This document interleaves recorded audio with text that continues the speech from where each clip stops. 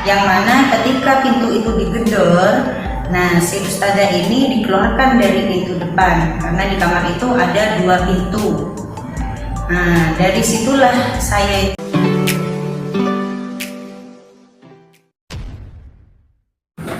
Assalamualaikum warahmatullahi wabarakatuh. Kembali berjumpa dengan saya di channel Gagasan Progresif 79. Sahabat sebangsa dan setanah di mana saja Anda berada.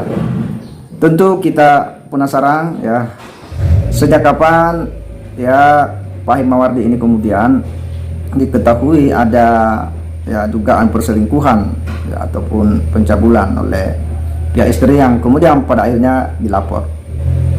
Tentu tidak mungkinlah seorang istri ini tidak memiliki bukti kuat ya untuk kemudian ya berujung pada pelaporan. Ternyata bahwa ya ada sebuah peristiwa yang oleh suami istri daripada Pak Hikmawardi ini mendapati bahwa peristiwa itu bukanlah peristiwa sederhana ya dalam pikiran dunia ini, kalau tidak salah ya himmatul aliyah. Ya, kenapa? Karena ada sebuah tindakan dari seorang santri yang kemudian mencurigakan. Nah, ini tindakan yang mencurigakan. Dari tindakan yang mencurigakan inilah kemudian himmatul aliyah itu kemudian berpikir bahwa ada hal yang kemudian tidak beres ya dari sikap dan perilaku ya santri ini, dan dia pun ya hendak ya menelusuri dan pada akhirnya ya kemudian menanyakan ya tentang tindakan daripada santri ini ya, santriwati ini. Untuk lebih lanjut kita simak dulu seperti apa pernyataan daripada ya Bunyai ini ya terkait dengan peristiwa detik-detik ya di mana Pak Hikmawardi kemudian ya didapat. Saya itu ingin membela haknya anak-anak santri. Jadi kalau untuk masalah hati, oke, saya kesampingkan. Akan tetapi masa depan anak-anak santri ini tidak boleh dizalimi dengan hal-hal pelecehan seperti ini. Ada anak santri itu menggedor-gedor pintu kamar suami saya, yang katanya di dalam kamar suami saya itu ada sosok perempuan, yaitu ustazah atau guru tugas dari pondok pesantren lain, yang mana ketika pintu itu digedor, nah si ustazah ini dikeluarkan dari pintu depan karena di kamar itu ada 2 pintu.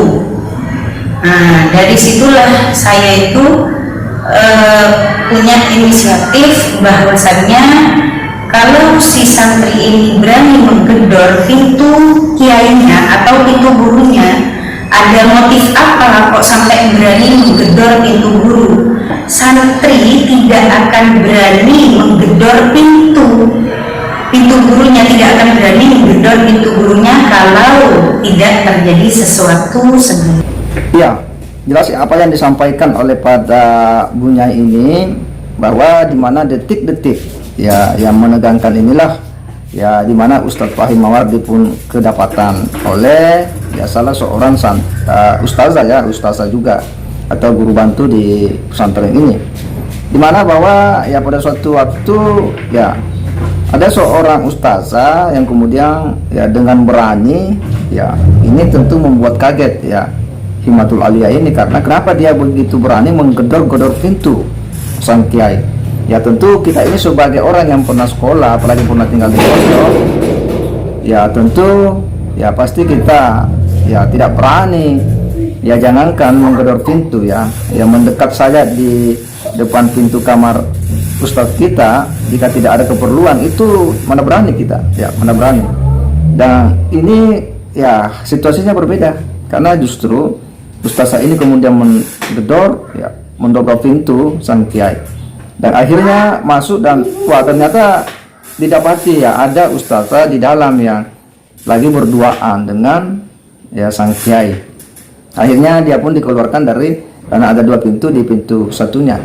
Nah ini adalah sebuah ya peristiwa yang oleh himmatul aliyah bahwa ini bukan peristiwa biasa.